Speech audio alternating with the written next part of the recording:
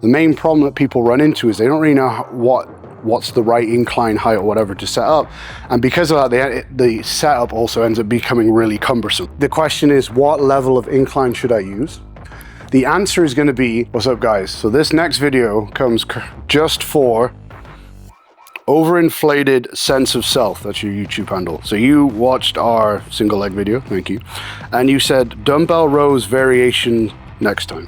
You're welcome. So we have no idea what the context is here, what your goals are or whatever, but we're gonna go off the cuff and hopefully there's something useful in here for you and for everyone else who's gonna watch. So first off, when we're looking at dumbbell rows, a lot of the same pointers apply that we talked about in the lat pull down video. And again, Noah can probably work his magic and make that link appear somewhere here.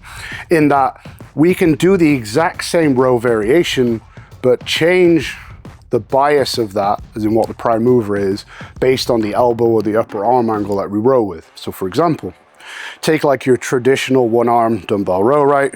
Generally when we set up, what we're pretty much looking for is like knee kind of directly under the hip, hand kind of directly under the elbow, give or take, and then we're here. Now, from this position, I can very easily make this a very lat dominant row and pull right back towards my hip and have a very curved back bar path with the upper arm and the elbow in nice and narrow to the body.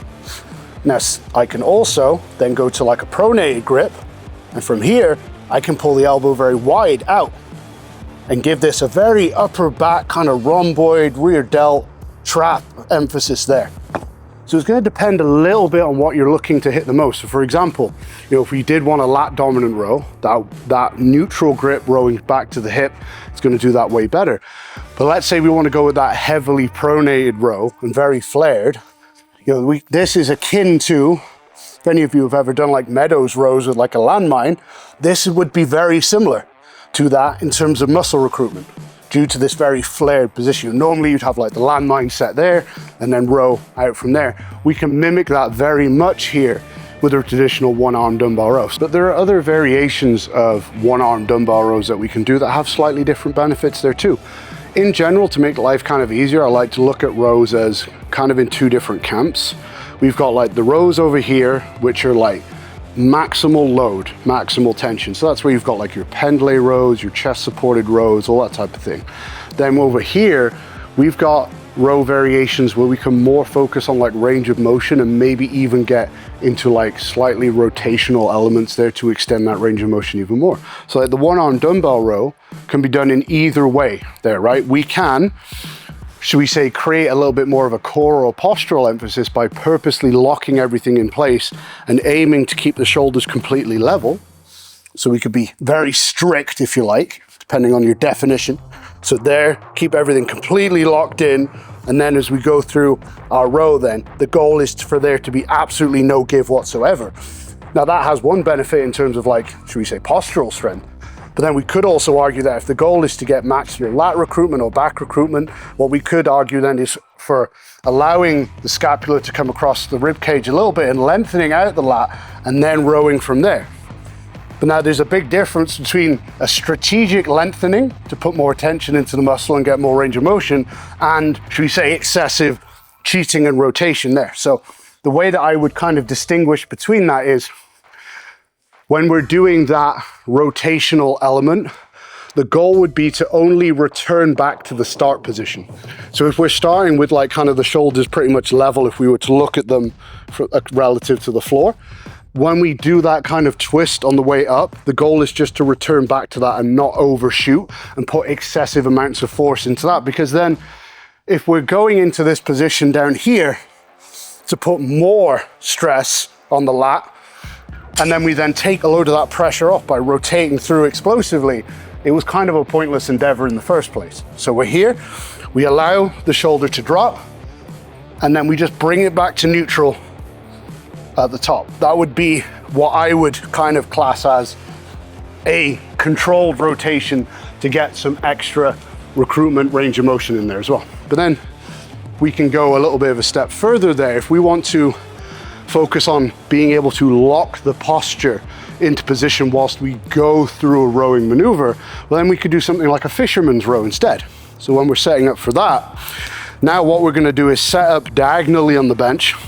So basically I've got one knee on one side of the bench, one knee on the other, and then my other hand is gonna be on this edge here. At this point, it should be kind of clear why this is called a fisherman's row, right? So it's basically like leaning over the edge of your boat to pull in your net or whatever it might be. So then from this position, I've got the arm locked straight, shoulders roughly level. And then from there, because I'm on the edge of the bench, I have to pull out in this very kind of flared upper back dominant position. But now, if I were to put a little bit too much body English or cheat a little bit too much, obviously I'm going to get pulled way out of position and that could end very badly. So I've got to brace pretty hard. I've got to put a lot of pressure down through this arm here, and I've got to keep everything locked in whilst I go through this position there. So that could be a way that you could take your rowing movement that you want to do. And let's say you're someone like a wrestler or an MMA fighter or whatever it might be, something like that, or anyone who has to do any form of grappling is probably going to be better served by that variation. And then we could kind of twist the dial even more towards like core strength or posture or coordination, whatever you want to call these things. And instead we could even do something like a bird dog row. Okay, so then in that position, what we're going to do now is set up in this position here. So start position, give or take, fist or hand directly below your shoulder. Knee, give or take, directly below your hip. Set your spine as long as you can. So basically push the crown of your head away from the heel on the extended leg. And then from there, row up. And again, you could do this in whatever variation you want, but for most, the lat dominant, elbow tucked in position is going to be much more, should we say, easier to execute, because as soon as you start rowing out here, your center of balance goes way wider.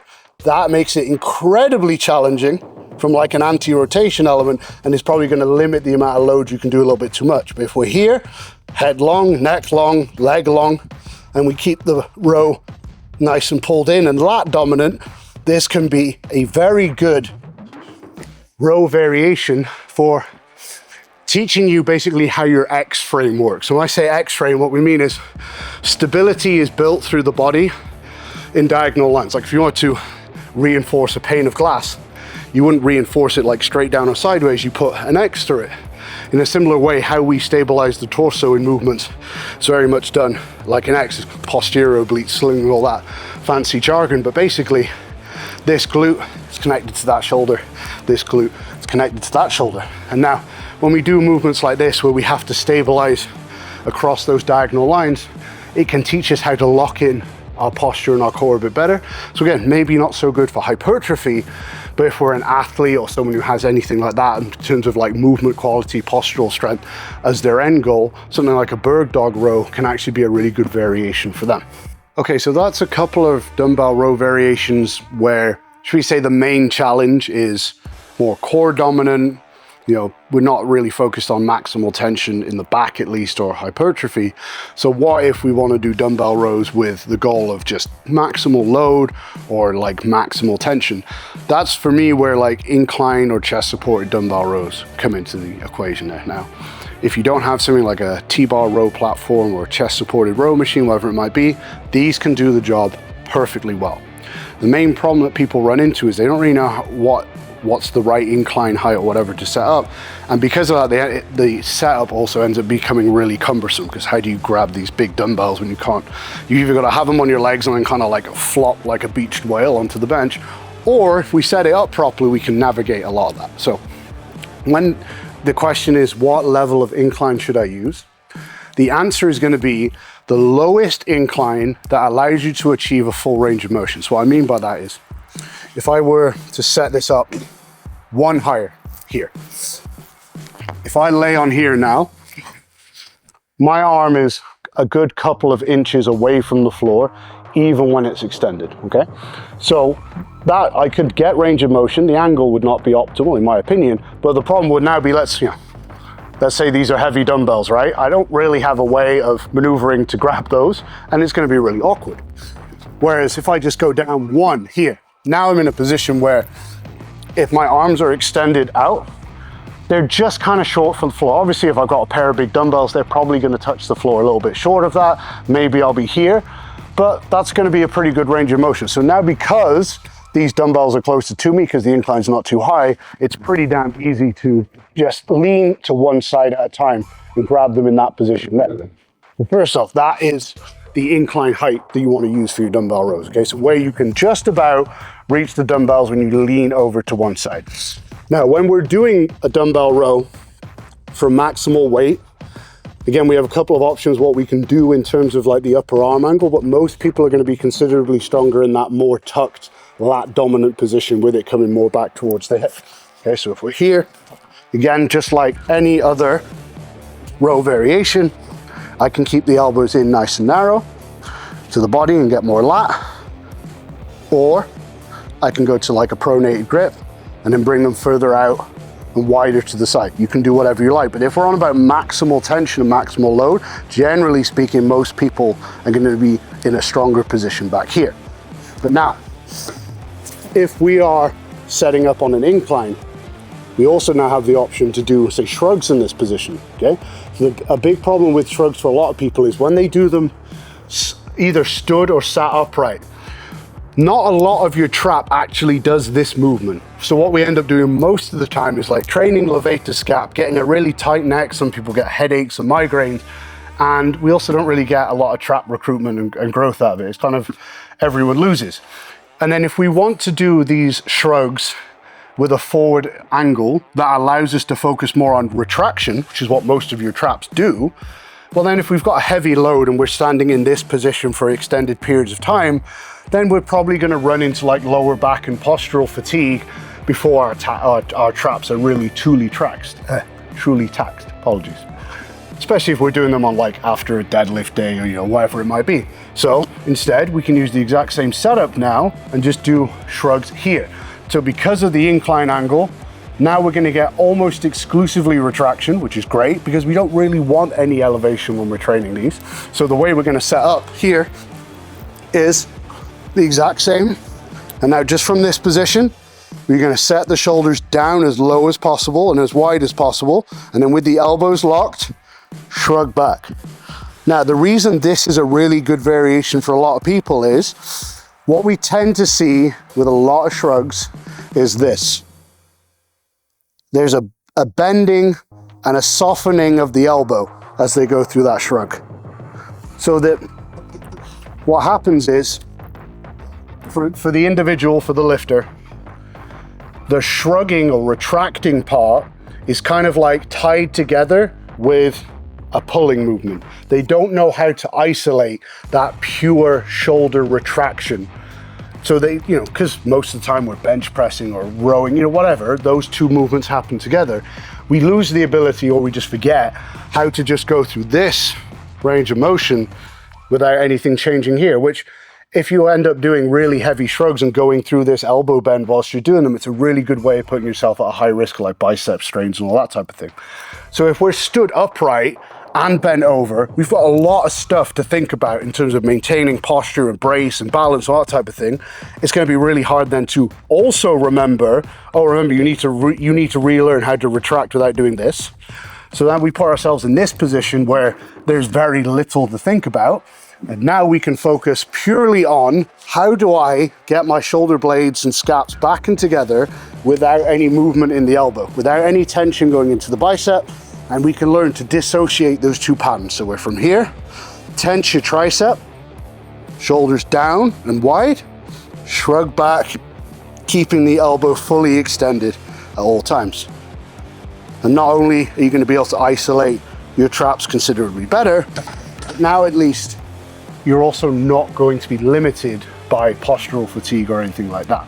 So we're going to cover one more variation. It's not technically a row, it's a rear delt fly, but dude, we're shooting off the cuff here based on your comments, so hopefully this is helpful and for some of the rest of you. So we're doing this one because it's also really commonly just not executed very well. So since we're already in this position, kind of be silly not to, right? So when we're doing a rear delt fly, the main problems that we see is first off, the start position is too forward. And what happens also then is people end up coming out too far out to the side, as in kind of almost what would be above shoulder height, as opposed to if we wanted to line up with the rear delt perfectly, and I was stood upright on like a cable machine tower, I would pull kind of just below shoulder height. So like kind of level with your armpit, right? Whether it's pronated, supinated grip, doesn't really matter, right? So we would end up kind of here. So the hand would be a little bit below shoulder level. But when we see people doing like chest support, real delt flies, what we commonly see is them kind of being elevated up here and then being way more trap dominant, which, if you want to build your traps is not a problem, but most people are doing rear delt flies because they want to put the load on their rear delt, right? And this is a muscle group that a lot of people already really struggle to isolate and actually work. So we want to make sure that we do everything we can to kind of put it in our favor there. So when we're in the bottom position for these, what we ideally want to see is, first off, don't overthink it. Let your arms hang straight. Because again, a lot of people are like kind of starting out here and they're putting themselves in a position where they're going to pull too wide right from the start, right? So let your arms hang, have a nice vertical arm at the start so the hand is right below your shoulder. And now if we don't necessarily want to pull directly out to the side, because that's going to put it a little bit higher up into the trap. So what we're going to do is just very slightly rotate the hand back so that the little finger is a bit closer to your feet than your thumb is. And then basically once you're in that position, all you need to do then from there is pull in the direction that the dumbbells are facing. So we're going to go directly out in that position. What you can see is at the bottom now, if I were to be stood upright, my hands would be lower than shoulder height in vertical space if I was stood up.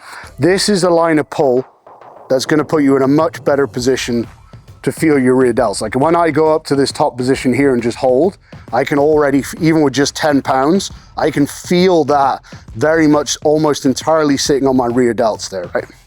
Then the other thing that we commonly see here that kind of limits your ability on this movement to get what we want out of it is people start shrugged back and retracted, right? And again, if we're thinking about what the shoulder naturally wants to do in this movement and all pulling movements, you can go back and apply this same tip and kind of mentality to all the rows that we just covered too. If I'm starting shrugged back and really heavily retracted, my shoulders don't have anywhere to go when the arm wants to come back. The arm naturally wants to do this. So when we're doing dumbbell movements and we have that freedom of expression, we should do that because it's going to allow us to get better recruitment, better range of motion, everything else. So again, when we're starting here, and this is the same for all the rows, like I said, spread your collarbones as wide as you can. Get into like a, if anything, slightly protracted or at least neutral position. Because then from there, as we follow this line of pull back, the shoulders can naturally gravitate back and together and the scapulars can move freely, and that's going to allow the rear delts and every other pulling muscle, regardless of the exercise you're doing specifically here, to behave as they kind of would naturally, inverted commas, okay? So we're not starting all shrugged up and under tension here. Make your neck long, set your collarbones wide, have the hands twisted a little bit back so the little fingers are closer to your feet, and then pull out in that line there. Now, if you want to make this kind of more brutal, should we say, you can also take like a mini band and just go put this around your wrists and in the same position. Obviously then as you pull out, the mini band is going to stretch. It's kind of like doing a band pull apart and a real delt fly together. To be honest, I prefer that because for a lot of people, as they start going out here, they kind of get so massively limited by weight that kind of makes the exercise not that great. But what we can also do then in this position is it's easier to feel what's going on down here when the arms are closer to the midline. So if we purposely limit the range of motion with the band, because obviously once you get to a certain point, the band's going to be too tense to work against, we can get to a point where like here, we get really, really high levels of tension in a position where it's easier to control than compared to being out here. So for a lot of people, that one's worth trying. But either way, this is how you're going to want to set up to get the most out of your rear delt flies.